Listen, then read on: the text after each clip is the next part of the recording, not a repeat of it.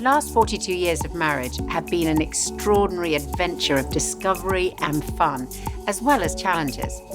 As we said, Nikki and I met as teenagers and got married aged 21 and 22. When we'd been married for a year, we bought a 16-year-old sports car very cheaply and decided to drive out to Greece and back for our summer holidays, a round trip of over 6,000 miles.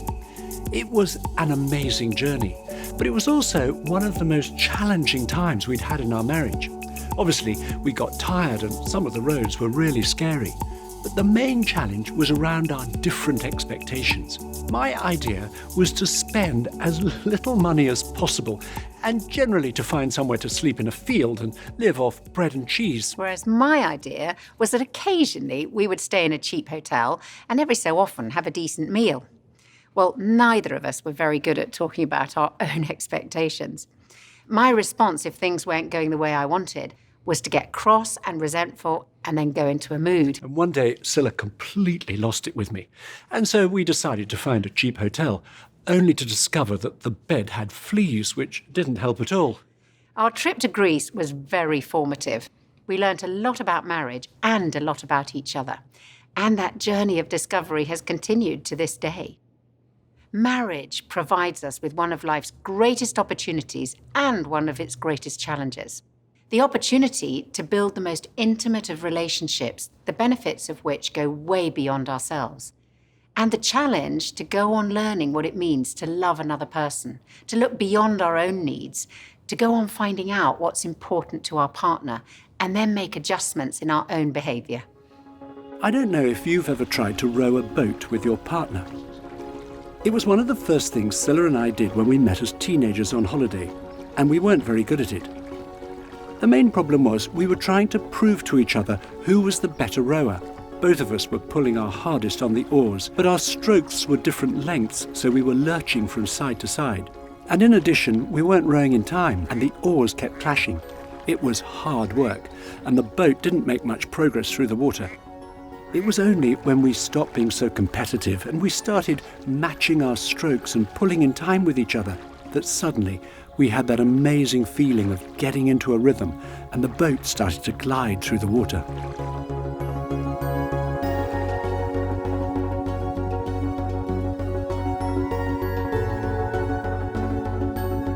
In marriage, we have to work through problems together, with both of us asking ourselves, are there ways that I need to change for the sake of our partnership?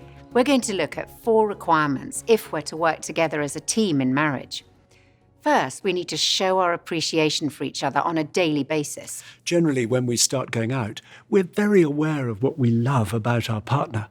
But all too easily, once we're married, we can start to focus on each other's weaknesses. And one of the things that first attracted me to Nicky was his optimism.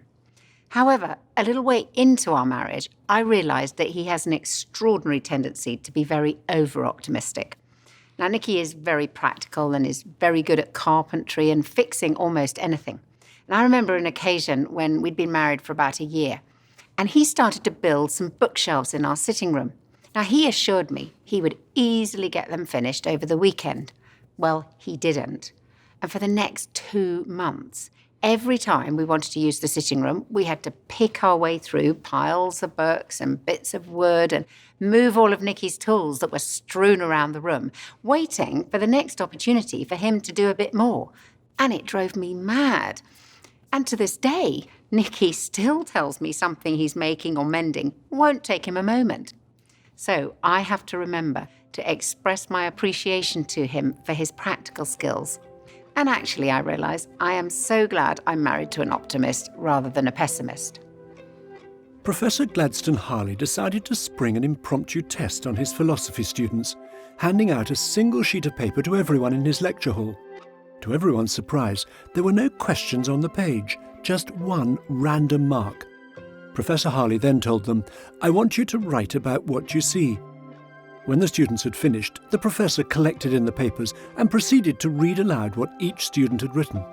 All of them, without exception, had written about the mark on the page, working hard to describe the significance of its shape and its position on the paper. Professor Harley then said, "Thank you, everyone. Excellent answers from all of you. But what fascinates me is that everyone focused on the mark. Not one of you wrote about the white part of the paper. Then he added, the same happens in our relationships. We so easily focus on the blemishes, rather than on all there is to admire about each other. In marriage, we can tend only to react to our partner's faults and what irritates us. But there's always so much to appreciate about them. The huge white spaces are their personality, their character, their gifts, their passions, all that they are and do. Over the whole lifetime of a marriage, we'll never fully know everything about our partner. There will always be more to discover and appreciate. My name is Maki. And I'm Princey. We've been married for 8 years plus now, and blessed with 2 lovely daughters. Ours was arranged marriage. It was a bit of discovery on either sides. In the first 3 years of our marriage, things didn't go really good between us, and there was a lot of difference of opinions, different backgrounds that we come from. I was very judgmental about how she was. Always thought I was better than her. And the outside, nobody knew it.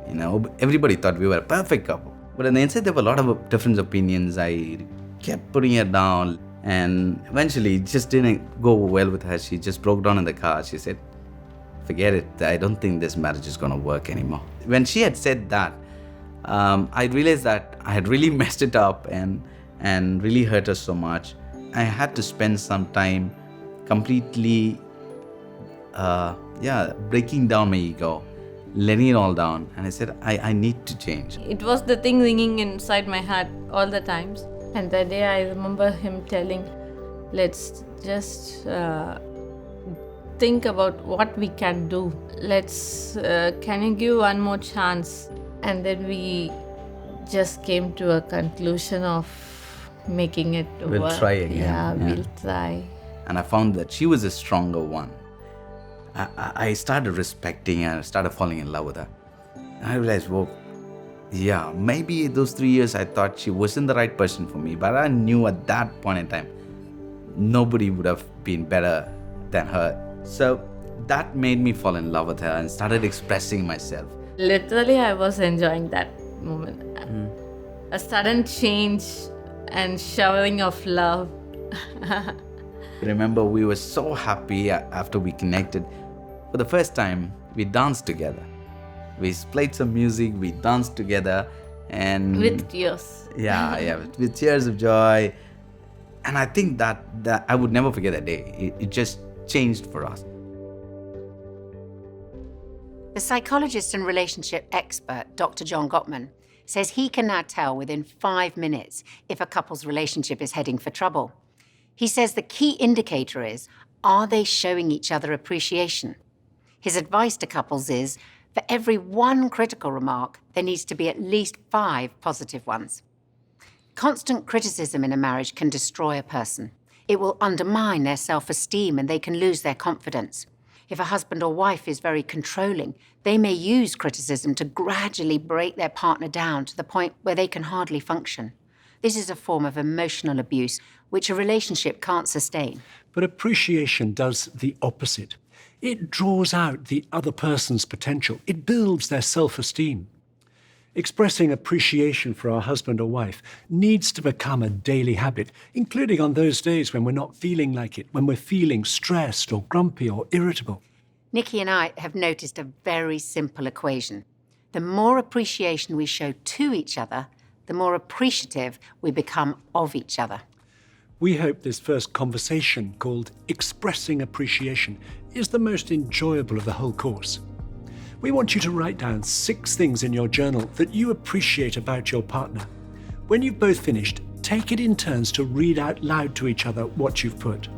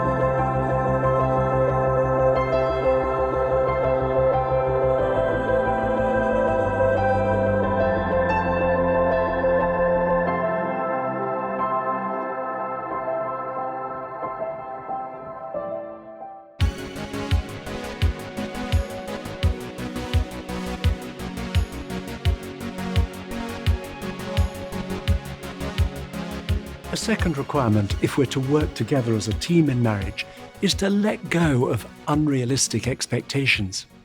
In the view of one psychologist and marriage counsellor, people putting unrealistic expectations onto their partner is the principal reason for marriages breaking down today. Some people come into marriage expecting their partner to love them perfectly and to meet all of their needs.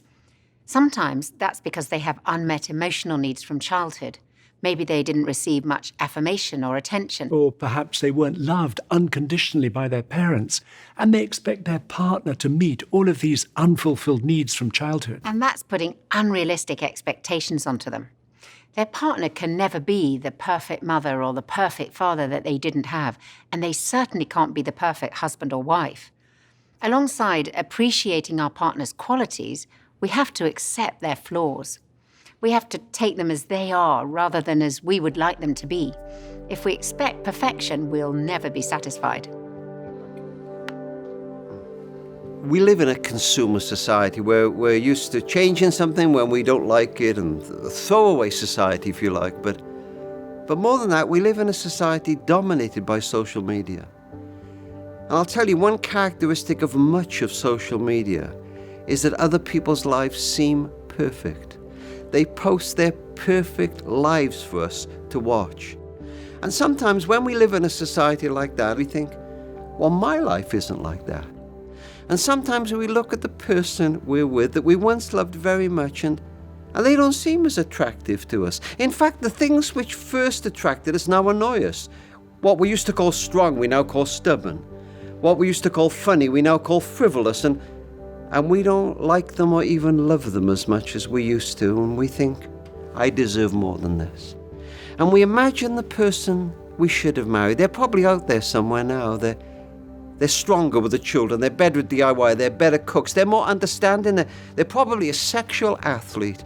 These are the people we should have married. And perhaps we leave that person that we had loved once, and we find this new person, and they're all we'd ever wanted for a year or two, but then they begin to dull too. And it doesn't always happen, but I see people bounce from relationship to relationship, looking for this elusive person that will fulfill all their needs. But we'll never find real love like that.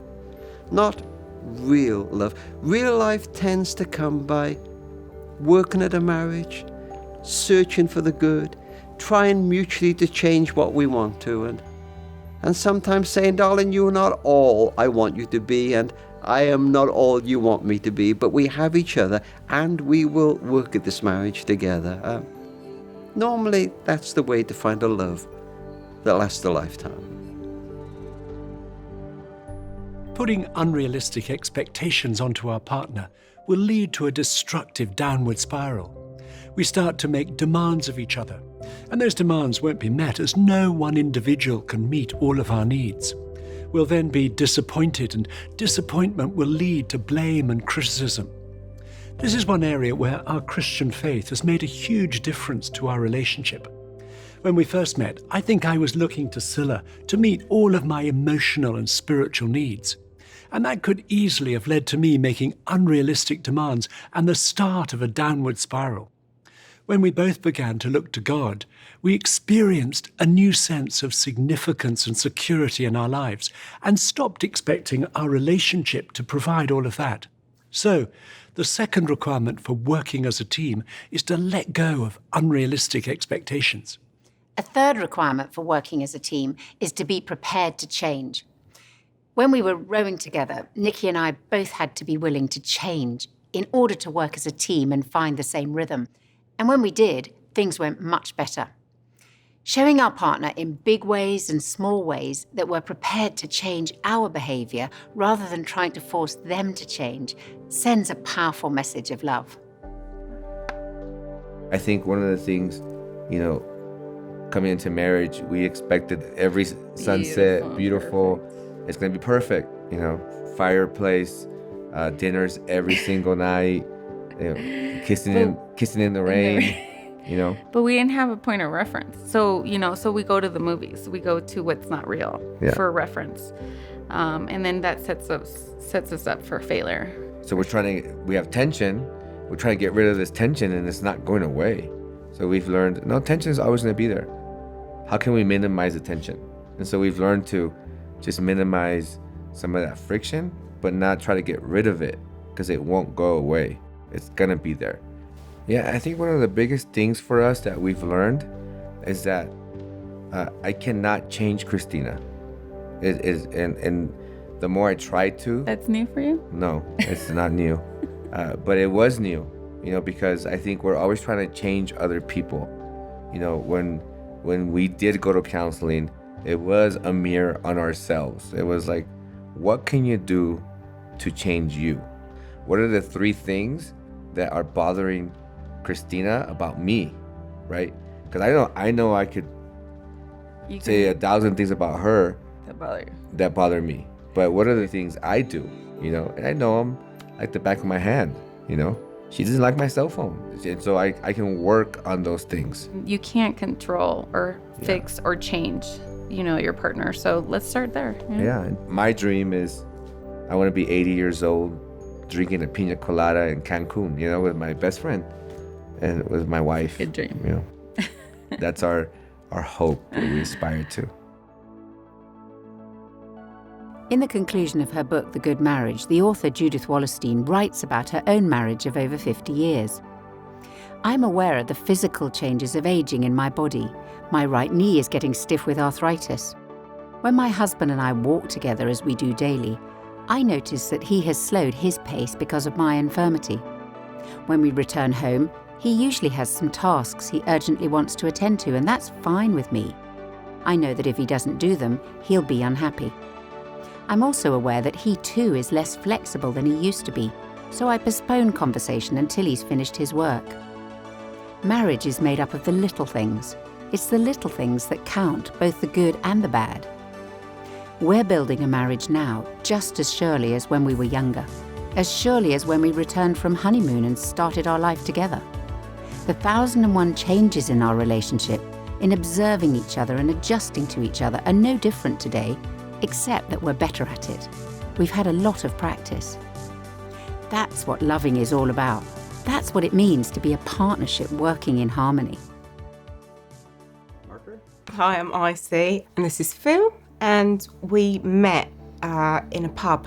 You had gold hair and a nice smile and sparkly eyes. Yeah, you had dodgy shoes. Yeah. There was only one space left in the circle of friends, and it was next to you, so it was... Yeah. The rest is history. The rest is history. I think subconsciously you sort of come together and you don't always realise the bits of your character that you're putting to one side and shedding, because suddenly there's something driving you towards want to make a want to make a go of it and make it sort of team thing. Even though that sounds a bit cheesy. When I met you, you had still something called a file of facts and a diary. And, like a date with friends. If I was going out with my mates, it's all very last minute. Yeah. Sort of 7:30, you get a call. Should we go here? When? Well, half an hour? Yeah, and we just go. We would, but you'd let me consult my diary and see, that was alien. So I think you learned to be more flexible. And I learned to sort of be a bit more organised in that respect. Really? For a fleeting moment, maybe. A fourth requirement for working as a team is to recognise our common overreactions. We all come into marriage carrying with us influences from our background. Some will be positive, but some will be negative. The negative experiences can cause us to overreact, especially when we're under pressure or when our partner presses a button or touches a raw spot. If we react like the rhino, we're likely to charge. If we're like the hedgehog, we're likely to retreat. One woman we know, who was repeatedly criticised as a child, overreacted whenever her husband requested her to change any aspect of her behaviour, however small. So when he asked if she could leave the office earlier one day a week to give them more time together, it caused her to become very defensive and made it difficult to have a reasonable discussion about the issue. A man who was abandoned by a parent when he was a child told us he would overreact whenever his wife turned up a bit late, as it made him feel very unsafe. Thinking back to the start of our marriage, I remember how I could easily overreact by bottling things up if I felt overlooked. My father was a wonderful man. I'm so grateful to him for a secure upbringing and for so much that he gave me.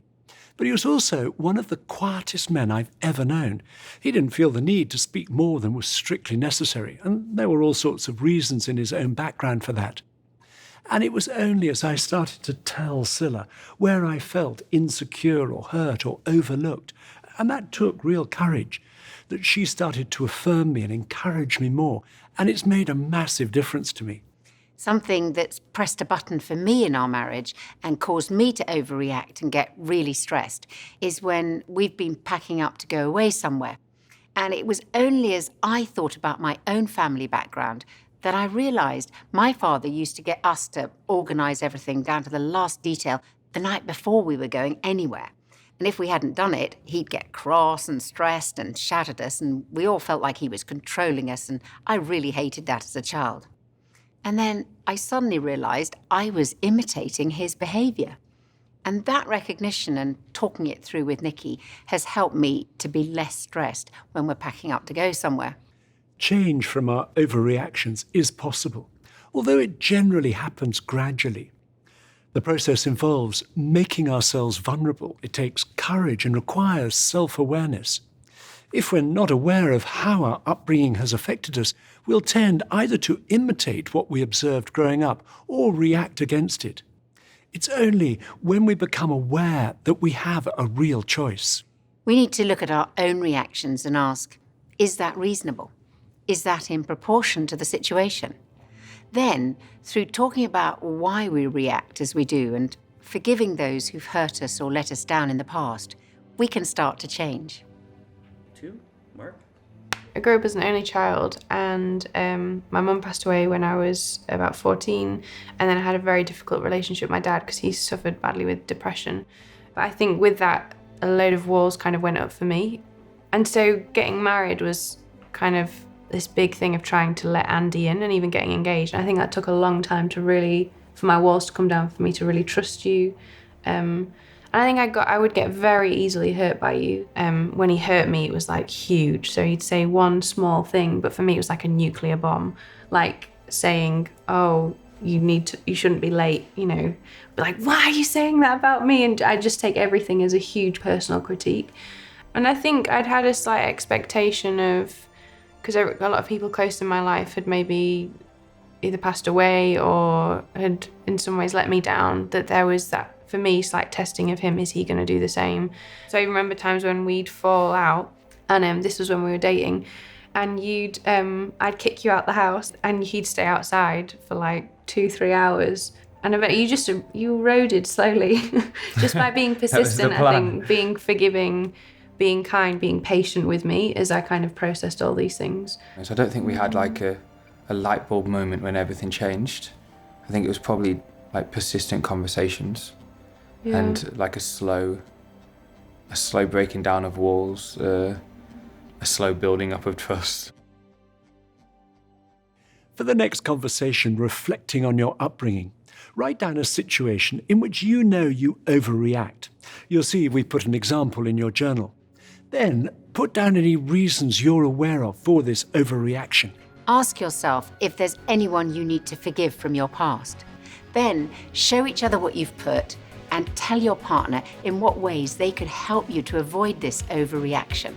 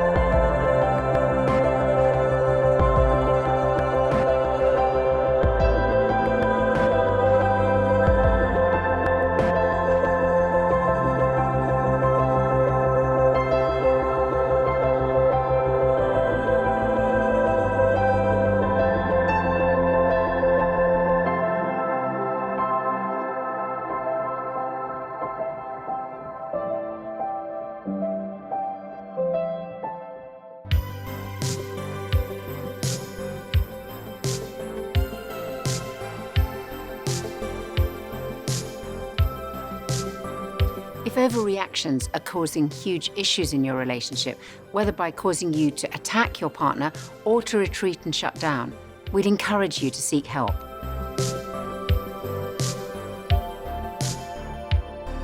We're now going on to look at how important it is to agree on our priorities if we're to build a strong marriage. Our priorities in life will be determined by our values, and it's our values that affect the choices we make. For example, our values affect whether we spend money on a holiday abroad or save money for getting a home of our own. Our values affect how much energy we devote to things like our work or leisure activities, to our family and friends, to developing our spiritual lives, to being involved in voluntary work and so on. Our values affect whether we seek as big a wage or salary as we can, or we opt for a lower standard of living and less stress, or we go for a vocational career. In a marriage, a couple may well have very different personalities and develop different skills. We may come from different backgrounds and have a number of different interests, but having similar core values and an agreed set of priorities will enable a couple to build a strong marriage. We want to suggest that you set aside time to discuss together what your priorities are, and then work out if you're living in line with those priorities. Because if we don't set aside time to decide on our priorities, what we want to give our time and energy to, it is so easy to get swept along by life. And that was certainly happening to Nikki and me. And then we went away on a weekend about 1.5 years into our marriage, where an older married couple helped us to work out an order of priority for different areas of our lives. And this order has been incredibly helpful to us for our decision-making ever since. Top of our list, we put our relationship with God because our shared faith is our highest value. Second, we put our marriage relationship as we recognize the need to give time to loving and supporting each other over and above every other relationship. Third, we wrote down children, if and when we had them. Fourth, we put our work and our studies. I was a teacher then, and Scylla at the time was at art college. And fifth, we put spending time with wider family and our friends, and our involvement in our church community. And since then, we've discussed other values that are important to us, such as keeping fit and being creative. But what we realized on that weekend is giving priority to the people and values that matter most to us doesn't just happen. Certainly, we've had to be flexible due to changes in our working life or our family, especially when we had young children or one of our parents needed more care. But we also had to be intentional about what we prioritized. And we found that when we prioritize the most important relationships, our other relationships also benefit. And it works rather like a cascading fountain. So what you see is that there's an overflow from one row to the next. When we prioritize time with the most important relationships, what's below also benefits. And Nikki and I still find when the urgent things in life take over from what's most important, we need to go back to our list. And that helps us to say no to other people's requests and demands where we need to, in order to live in line with our priorities. We now want to look briefly at 4 areas that will be affected by our values and our priorities. First of all, friendships. The boundaries of our relationships are redefined in the light of our marriage. Now, we don't want to suggest for a moment that we should cut ourselves off from others when we get married. On the contrary, marriages need a network of support from family and friends, married and single. And it's one of the hazards of today's society that married couples can all too easily get isolated. But we do also need to be realistic and protect our marriage from any relationships that might threaten it, such as spending time with former boyfriends or girlfriends by ourselves, or going for a drink after work with a colleague of the opposite sex on our own. Affairs often start with intimate conversations, as emotional unfaithfulness usually precedes sexual unfaithfulness. Scylla and I hear of an alarming number of affairs that start in the workplace or online. So, setting and agreeing clear boundaries is so important in terms of where and with whom we spend our time. One of the things I take most confidence in is that we're very transparent about awkward situations that might arise. And I remember Stephanie went on a work trip to Kosovo, and She was out with some colleagues. But at the time, we had an Apple TV, right? And I don't know if Stephanie even knew, but the photos on the screensaver were synced to our iCloud account, right? So it would automatically upload photos from Stephanie's phone, and then those photos would display as the screensaver on our television, right? When it sort of, went dormant. And I was at home, and I had just gotten back from work, and the TV was on, and the screensavers were going, and up were popping these photos of Stephanie in this club with her friend and a random guy. And the photos went into sequence through the evening, and gradually, like, the buttons on the shirt of this guy came down throughout the night. And so I was sort of, I was piqued, by this. And Stephanie called me the next day, and she was like, "You would never believe the crazy evening we had." And she went on to talk about how this guy was essentially hitting on her on the bar. And she didn't even know I had seen these photos on the Apple TV, but the transparency and the honesty about that moment and saying, "Hey, this was a really awkward situation. And rather than hiding it from you, I'm going to be transparent and just tell you about it." That gave me a lot of confidence in our relationship.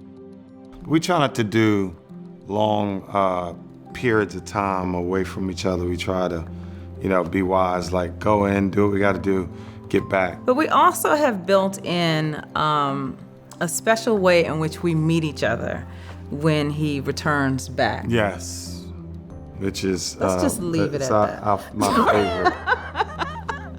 I think another way we've protected ourselves is surrounding ourselves with healthy couples. It's so important for us to have relationships that are connected to our marriage, not me with the boys. How can we surround ourselves with healthy couples that now my relationship is connected to? I think boils down to community, that we're not doing life alone. The second area that will be affected by our values and our priorities is the value we place on children and family life. Many couples talk about having children, for all its hard work and expense, as the most rewarding and joyful activity they jointly undertake in life. And you need to be sure that you've discussed this topic prior to marriage, and that your partner feels the same way about having children as you do. Otherwise, you could discover later on this fundamental difference between you in your values. Some of you might have thought it strange that children were below marriage on the order of priorities that Scylla and I wrote down together early in our marriage. Putting children at number 3 is not to undervalue the gift of children, and it's not because children are less important, but because a healthy marriage contributes massively to a child's welfare and security. Children feel safe through their experience of a loving, stable relationship between those who are looking after them. And when so much time goes into looking after a child or children, the marriage can easily be neglected. The third area that will be affected by our values and priorities is our work. Marriage isn't about competing with each other. It's not my career versus your career. Rather, our attitude should be, how can I help my husband or wife to fulfill the gifts and potential they have? You also need to talk about whether you both expect to carry on working full-time if and when you have a child. It's a real challenge for many young couples to think about balancing time with a child and time at work. And I think that's one of the reasons why the couple really need to be a safe team together when they become parents. What your child most needs is you. Your child needs to know they matter to you, that they're special to you. It's like the parents are there as a safe haven for the child, and that makes the world a safer place for that child. That's where children grow emotionally. That's where children develop a strong sense of self. There, right in that drama. That's the one that matters the most. If you give children that, all the research says that they have the capacity to explore and find all kinds of other things for themselves. It depends on your priorities in life. And I think that's very difficult in the modern world because the modern world gets faster and faster. You can help each other be accessible, responsive, and engaged with your kids, which is what a kid needs. That's what a good love relationship is. And I think part of deciding to be parents is to understand that there are times when, yes, this task of being with your child is going to come first. And, hopefully you're going to support each other with that. So this is where a good marriage is the very best recipe for good parenting and a stable family.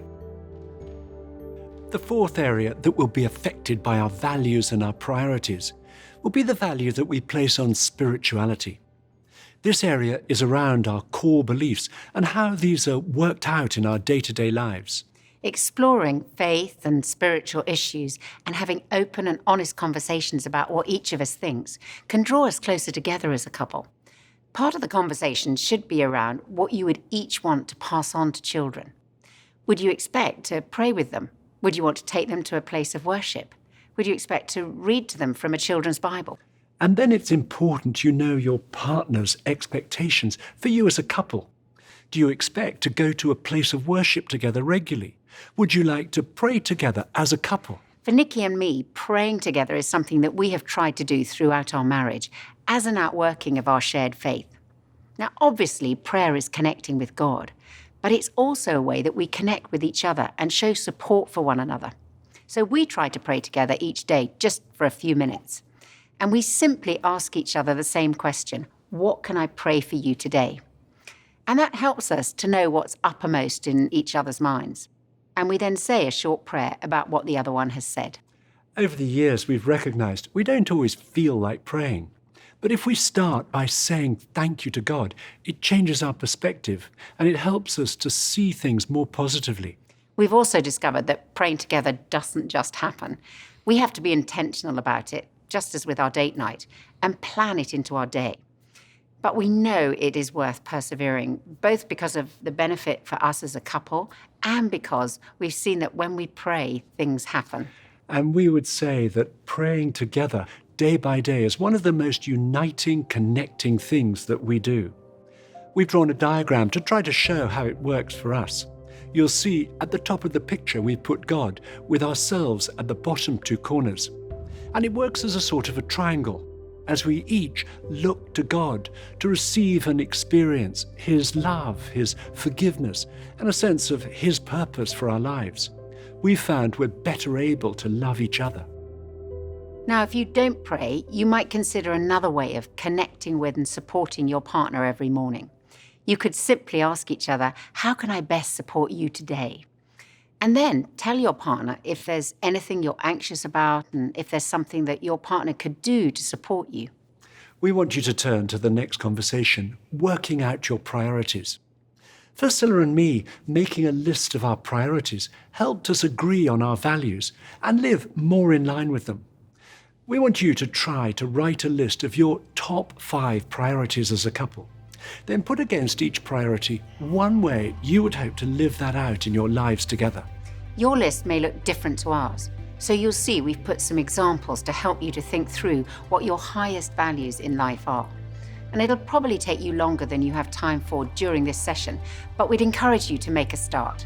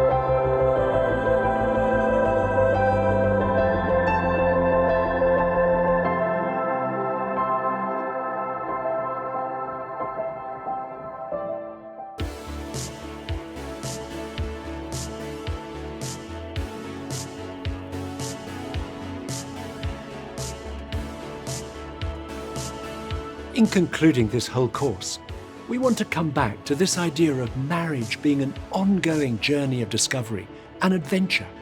One significant difference between many couples is that one of you may tend towards what could be described as the more adventuring partner, while the other may be the more nurturing partner. The more adventuring partner usually enjoys having lots of people around. You may want to go out a lot or always have people in your home. Maybe you're highly entrepreneurial and constantly pursuing new ideas.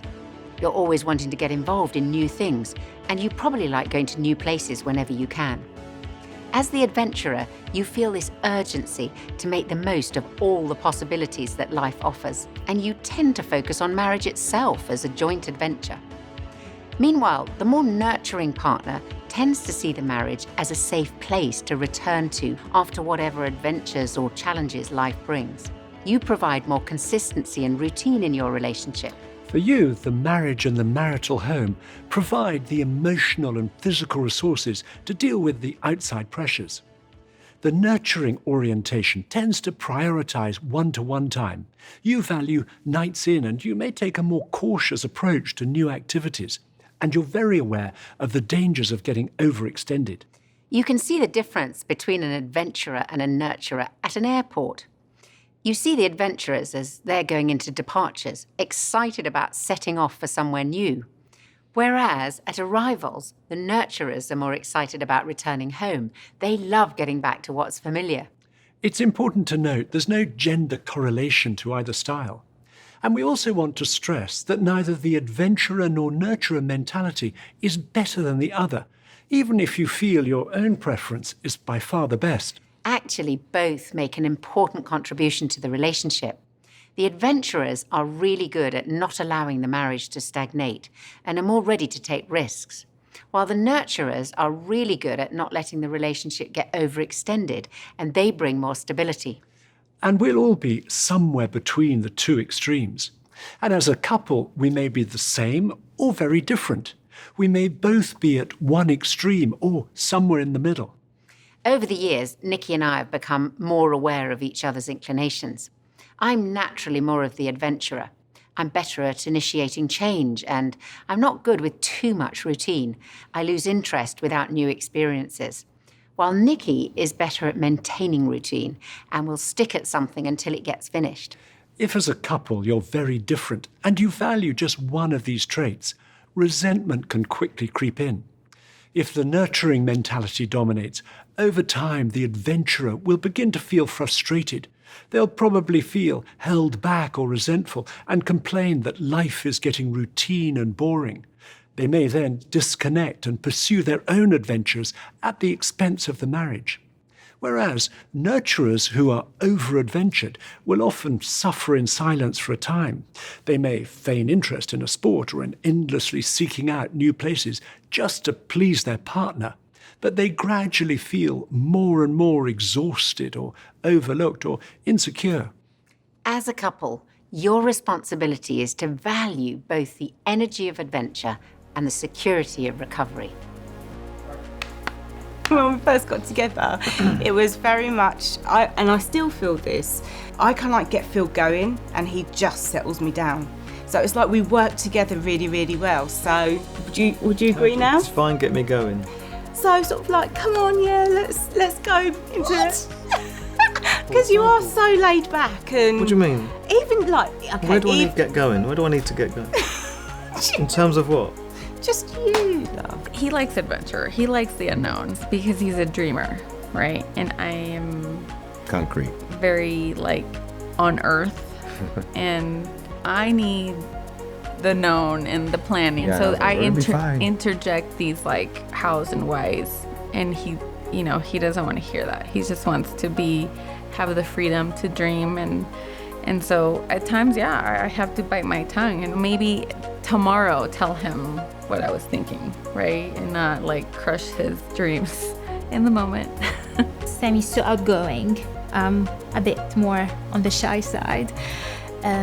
He's so spontaneous, loves taking risks and loves trying new things. And I like to be in the comfort zone. What I accept as laid back now, back then I'm like, come on, let's do things. Let's get some stuff done. This is like running a marathon.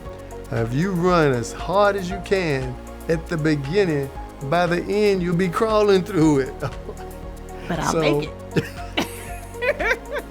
他就是比较冒险，我就会在保险的情况下，我的爱人如果这样讲说，我们快要晚点了，大概可能离火车开还有4个小时。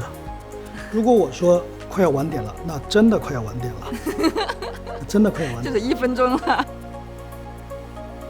G.K. Chesterton once said, everybody is looking for 2 things in life, adventure and security. Typically, people have to choose one or the other. Marriage has the potential to provide both, and every marriage needs to give enough space for both adventuring and nurturing. When you get these 2 forces working well in your marriage, marriage itself becomes one of life's great adventures. So, we want you to have your final conversation of the course, adventurer or nurturer. Please look in your journal and mark with your initials where you think you and your partner each come on the lines between the extremes. It could be at one end or somewhere in the middle for each category. And discuss whether you tend more towards adventuring or more towards nurturing, and talk about how well you balance each other out. And then consider whether you need to increase the adventuring or nurturing in your relationship.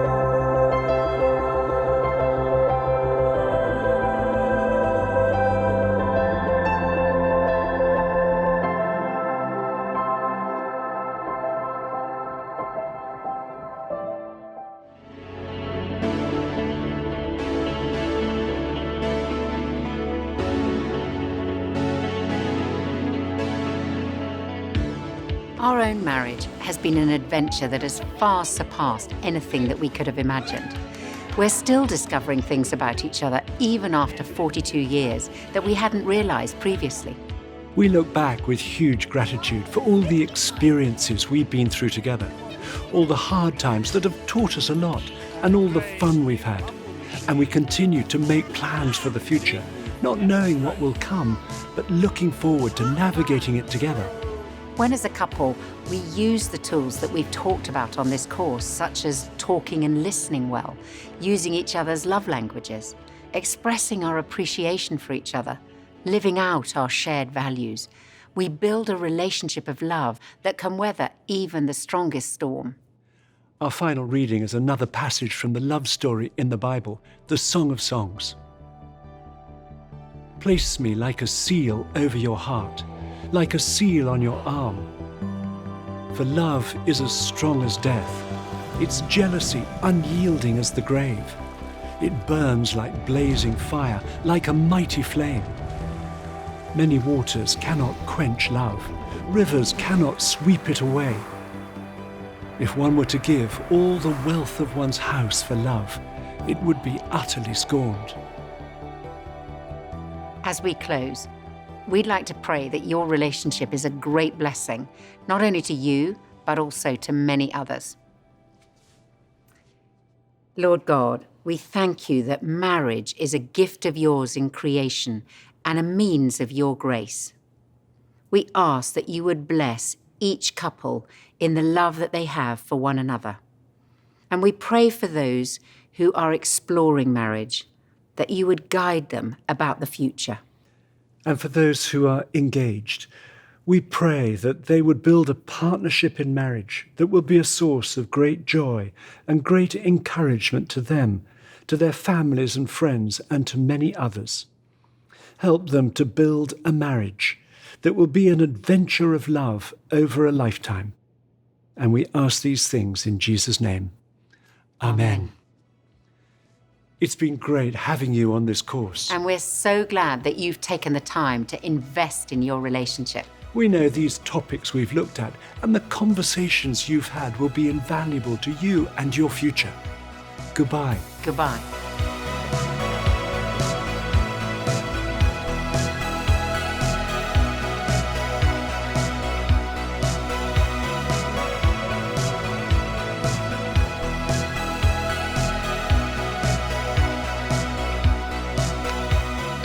You told people that. Sorry. Sorry for smacking that microphone. I realized after I did it. I did that too. Shouldn't to do that. Don't hit my mic. Sorry. My name is Josiah. What, you surprised? Don't push my mic. Sorry. There we are. Definitely you. It's definitely you, Tim. Go on, Tim. I felt I was being really vulnerable in that moment, Tim, as well. Why are you showing? Why are we so... Can I get a job with you guys? Look, I just did that. Sure, piece of cable. Uh-oh. Sweet. Yeah, you just have to... I really appreciate it. Appreciate it. Powered through that. Awesome. Finished? Oh. You made it.